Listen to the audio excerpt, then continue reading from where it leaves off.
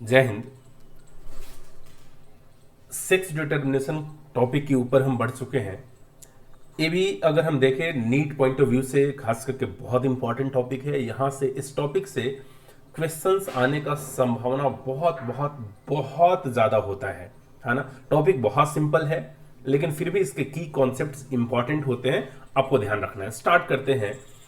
Sex determination जो इस chapter का one of the best, one of the खूबसूरत हम बोल सकते हैं, one of the most important हम बोल सकते हैं। बहुत इंपॉर्टेंट टॉपिक है सेक्स डिटर्मिनेशन। यानी हम किसी भी ऑर्गेनिज्म के, किसी भी उसके ऑफस्प्रिंग के प्रोजेनी को सेक्स का डिटर्मिनेशन आखिर करते कैसे हैं। भाई मेल होने जा रहा है, फीमेल होने जा रही है, आखिर इस चीज को हम डिटरमाइन कैसे करते हैं, बता कैसे पाते हैं कि रियल में मेल होने जा रहा है या फिर रियल में फीमेल होने जा रही है। बातें करते हैं इसके ऊपर। दे रखा है the mechanism of sex determination has always been a puzzle before the geneticist. The initial clue about the genetic or chromosomal mechanism of sex determination can be traced back to some of the experiment carried out in insect. ये start कहां से होता है? Sex determination का पूरा process start होता है insect के ऊपर एक्सपेरिमेंटल मॉडल से। यानी सबसे पहली बार सेक्स डिटर्मिनेशन का प्रोसेस इंसेक्ट्स के ऊपर ही पता किया गया था। In fact the cytological observation made in a number of insects led to the development of the concept of genetic chromosomal basis of sex determination। अगला नाम जो आने जा रहा है, ये नाम इंपॉर्टेंट है, हेनकिंग साहब का। हेनकिंग इन 1891 could trace a specific nuclear structure। Nucleus के अंदर कुछ स्ट्रक्चर इन्होंने ऑब्जर्व किया all through spermatogenesis in few insect. कुछ इंसेक्ट्स के अंदर जो स्पर्मेटोजेनेसिस के वक्त न्यूक्लियस के अंदर कुछ ऐसा स्ट्रक्चर इन्होंने देखा। And it was also observe by him that, Henking साहब ने और क्या ऑब्जर्व किया कि 50% of the sperm received this structure after spermatogenesis. यानी स्पर्मेटोजेनेसिस के बाद, स्पर्म के प्रोडक्शन के बाद न्यूक्लियस के अंदर का जो स्ट्रक्चर था उसका सिर्फ 50% ही आया, 50% नहीं आया। जबकि whereas the other 50% sperm did not receive it, जो अदर 50% स्पर्म था उसके पास वो स्ट्रक्चर नहीं आया। शुरुआत में हेनकिन साहब को कुछ समझ में नहीं आया तो हेनकिन साहब ने उसको नाम दिया, जो 50% स्ट्रक्चर एक स्पर्म के अंदर आया दूसरे में नहीं आया, उस स्ट्रक्चर का नाम क्या दिया? X body.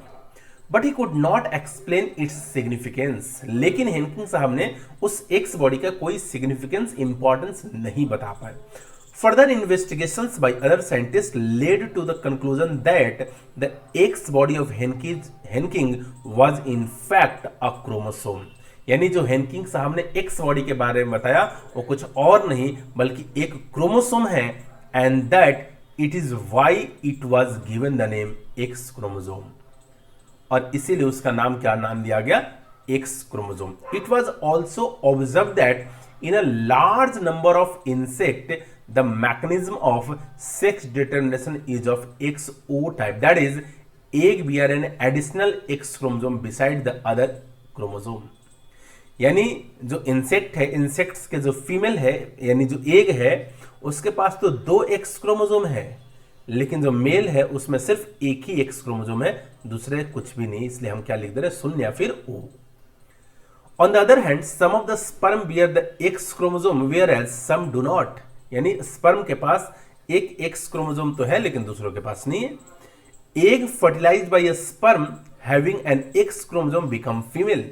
यानी ऐसा एग जो स्पर्म के साथ फर्टिलाइज हुआ और जिस स्पर्म के पास अगर एक्स क्रोमोसोम रहता था वो क्या हो जाती थी? Female. And those fertilised by sperm that do not have X chromosome become male. और ऐसा एक जो फर्टिलाइज तो होता था स्पर्म के साथ, लेकिन जिस स्पर्म के पास एक्स क्रोमोसोम नहीं होता था वो क्या बन जाता था? Male. Do you think the number of chromosome in the male and female are equal? Do you think the number of chromosome in the male and female are equal? बिल्कुल, yes. Due to the involvement of the X chromosome in the determination of sex, it was designated to be the sex chromosome। यानी जो X chromosome है यही X chromosome actual में sex determination में role play कर रहा है। And that is why इसे हम नाम क्या दिए, sex chromosome, and the rest of the chromosome were named as autosome. बाकी सारे के सारे क्रोमोसोम का नाम हमने क्या दिया, ऑटोसोम। अब यहां पर कुछ बहुत महत्वपूर्ण एग्जाम्पल है जो आपको ध्यान रखना है। Grass hopper is an example of exotype of sex determination in which male have only one X chromosome besides the autosome, यानी जितने ऑटोसोम होते हैं मेल के अंदर सिर्फ एक X क्रोमोसोम होता है, whereas female have a pair. Pair कहने का मतलब क्या, XX have a pair of X chromosome. Important है, आपको याद रखना ही है। These observations led to the investigation of a number of species to understand the mechanism of sex determination in a number of other insects and mammals including man। मैं क्या बोल रहा हूं, in a number of other insect and mammal including man।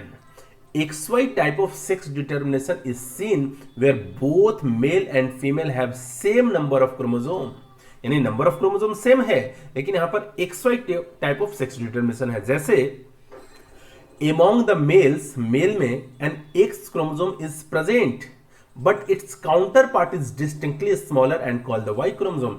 यानी X chromosome present तो है, लेकिन इसके साथ जो दूसरा पेयर है वो एक बहुत ही छोटा क्रोमोसोम है जिसका नाम क्या, Y chromosome. Females however a pair of X chromosome, जबकि जो फीमेल है उनके पास X क्रोमोसोम पेयर में प्रेजेंट है।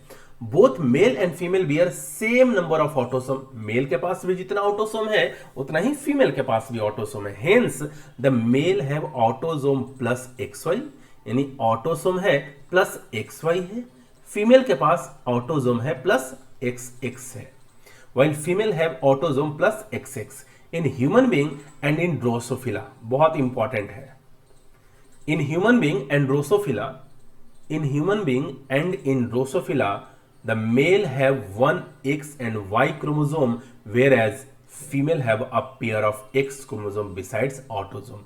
यानी जो मेल है उसके पास ऑटोसोम तो है, उसके साथ साथ XY क्रोमोसोम है, और जो फीमेल है ऑटोसोम के साथ साथ अ पेयर यानी XX क्रोमोसोम प्रेजेंट है।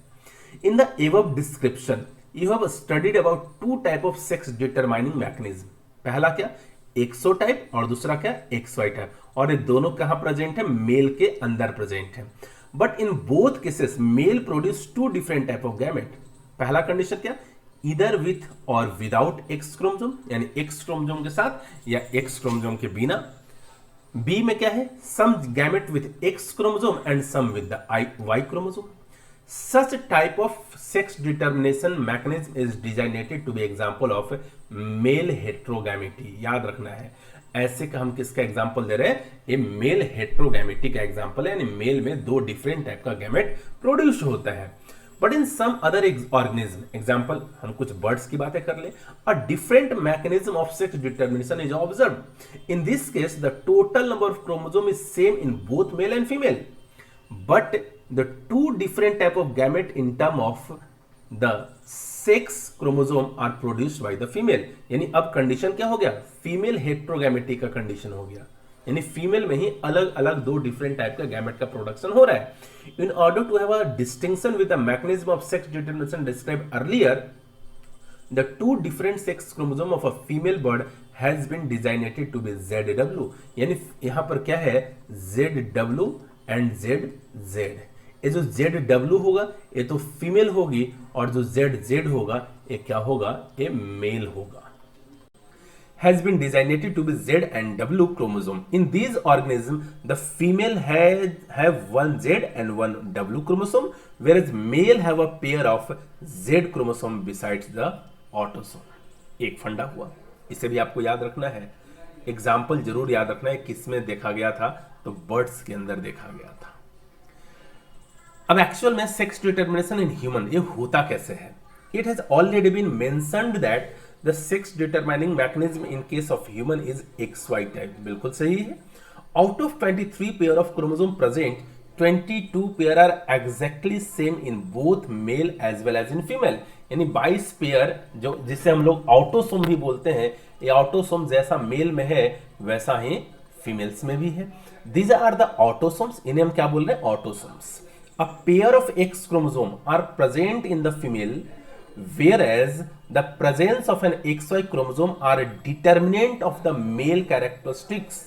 यानी जहां भी एक्स क्रोमोसोम प्रेजेंट होगा पेयर में, दे भी रखा है, a pair of X chromosome are present in the female, यानी फीमेल के अंदर क्या होगा तो एक्स एक्स, जबकि मेल के अंदर क्या होगा तो एक्स वाई की बातें करेंगे। During spermatogenesis among males two type of gamete are produced, दो टाइप का गैमेट बनेगा। 50% गैमेट के पास क्या होगा एक्स क्रोमोसोम, और रिमेनिंग 50% के पास क्या होगा वाई क्रोमोसोम, दे रखा है। 50% of the total sperm produced carry the X chromosome and the rest 50% has Y chromosome besides the autosome. Female, however, produce only one type of ovum with an X chromosome.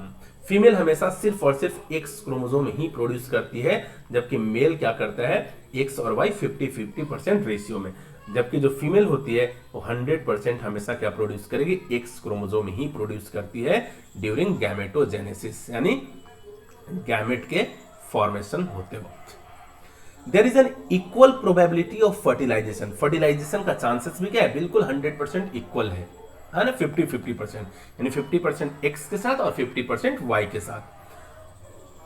There is an equal probability of fertilization of the ovum with the sperm carrying either X or Y chromosome. In case the ovum fertilizes with a sperm carrying X chromosome, the zygote develops into a female. यानी अगर sperm के साथ X chromosome आएगा तो जो zygote बनने जा रहा है वो क्या होगा female XX, and the fertilization of ovum with Y chromosome carrying sperm results into a male offspring, यानी जब ओवम के पास वाई क्रोमोसोम जाएगा तो ऑफस्प्रिंग क्या बनने जा रहा है male. Thus it is evident that it is the genetic makeup of the sperm that determine the sex of the child. It is also evident that in each progeny there is always 50% probability of either a male or a female child. It is unfortunate that in our society women are blamed for giving birth to female children. ये बिल्कुल क्या बोले एक तरीके से unfortunate है कि generally जब कोई महिला कोई फीमेल बच्ची को जन्म देती है, फीमेल चाइल्ड को बर्थ देती है, जन्म देती है, तो उसे ब्लेम किया जाता है कि तेरे कारण हो रहा है, जबकि अगर हकीकत आप देखो तो ये फीमेल चाइल्ड और मेल चाइल्ड के पीछे रिस्पॉन्सिबल कौन है फादर, यानी उसका husband, and have been ostracised and ill treated because of this false notion. एक गलत फहमी के कारण उस महिला को, उस भद्र महिला के साथ हम लोग गलत व्यवहार कर डालते हैं, तो ये भी ध्यान रखना है, ठीक है। इसके कुछ फिगर थे यहां पर, मैं इसे भी डिस्कस कर लेता हूं। जैसे आप देखो यहां पर ये ह्यूमन है, ह्यूमन मेल के पास क्रोमोसोम एक्स और वाई, फीमेल के पास एक्स एक्स, ठीक है। ए ड्रोसोफिला है, मेल के पास एक्स वाई और फीमेल के पास एक्स एक्स। ए चिक्स है, मेल के पास जेड जेड और फीमेल के पास जेड डब्ल्यू, इसे भी जरूर ध्यान रखें, हो सकता है डायरेक्ट क्वेश्चन इस चार्ट से उठा करके आपको दे दे। एक और है sex determination in the case of honey bee, ये भी बड़ा यूनिक है क्योंकि हनी बी के अंदर जो मेल है, खास करके जो ड्रोन जिसे बोलते हैं, ड्रोन के अंदर एक अलग ही मैकेनिज्म दिखता है, जिस फेनोमेनन को हम लोग क्या बोलते हैं पार्थेनोजेनेसिस, है ना। पहले इस डायग्राम को समझते हैं, जो चार्ट दे रखा है, फिगर दे रखा है, फिगर को समझते हैं। होता क्या है, जो फीमेल होती है फीमेल डिप्लॉयड होती है, और डिप्लॉयड के पास क्रोमोसोम नंबर कितना होता है 32। जो मेल होता है मेल हैप्लॉयड होता है, मेल के पास क्रोमोसोम नंबर कितने 16, ठीक है। अब फीमेल क्या प्रोड्यूस करेगी, मियोसिस के थ्रू गैमेट्स प्रोड्यूस करेगी, गैमेट के पास क्रोमोसोम कितने होंगे 16 और 16। मेल भी गैमेट प्रोड्यूस करेगा, गैमेट लेकिन माइटोसिस के थ्रू प्रोड्यूस करेगा, और गैमेट के अंदर क्रोमोसोम नंबर कितने होंगे 16, ठीक है। मेल गैमेट है और फीमेल गैमेट है, ठीक है। अब फीमेल गैमेट इस मेल गैमेट के साथ फ्यूज करेगा, यानी फर्टिलाइजेशन हुआ, यानी फर्टिलाइजेशन हुआ। जब फर्टिलाइजेशन हुआ तब क्या बना फीमेल, उसके पास क्रोमोसोम कितने आए 32। यानी जब नॉर्मल सेक्सुअल रिप्रोडक्शन का फेनोमेनन अप्लाई हो रहा है हनी बी के केस में, जहां पर फर्टिलाइजेशन हो रहा है, एक मेल गैमेट एक फीमेल गैमेट फ्यूज कर रहा है, as a result of that 32 cell state 32 chromosomal number maintain हो रहा है, और ये जो ऑफस्प्रिंग हमेशा बनेगी वो क्या होगी फीमेल ही बनेगी। ये फीमेल आगे चल के हो सकता है क्वीन बने, हो सकता है वर्कर बने, कुछ भी। आपको पता होगा क्वीन और वर्कर बनने का क्या फंडा है। जो फीमेल रॉयल जेली को फीड कर लो, क्या बन जाती है? क्वीन। बाकी सब कौन रह जाती है? वर्कर। ठीक है। लेकिन एक ऐसा फीमेल गैमेट, मान के चलो ये फीमेल गैमेट है, एक ऐसा फीमेल गैमेट जहां पर फर्टिलाइजेशन हुआ ही नहीं है और बिना फर्टिलाइजेशन का जो ऑफस्प्रिंग बना वो क्या हो जाएगा? मेल। और इस प्रोसेस को हम लोग क्या बोलते हैं?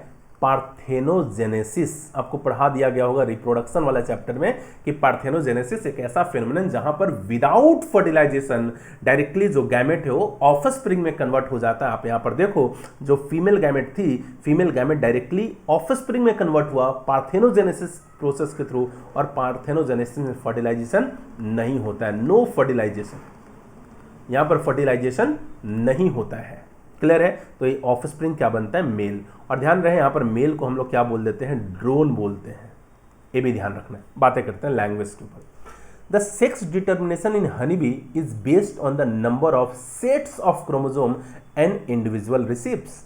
N offspring formed from the union of a sperm and an egg develops as a female। मैंने क्या बोला कि एक ऐसा ऑफस्प्रिंग जो मेल और फीमेल गैमेट यानी स्पर्म एंड एग के यूनियन से बना है वो हमेशा क्या बनेगी? फीमेल।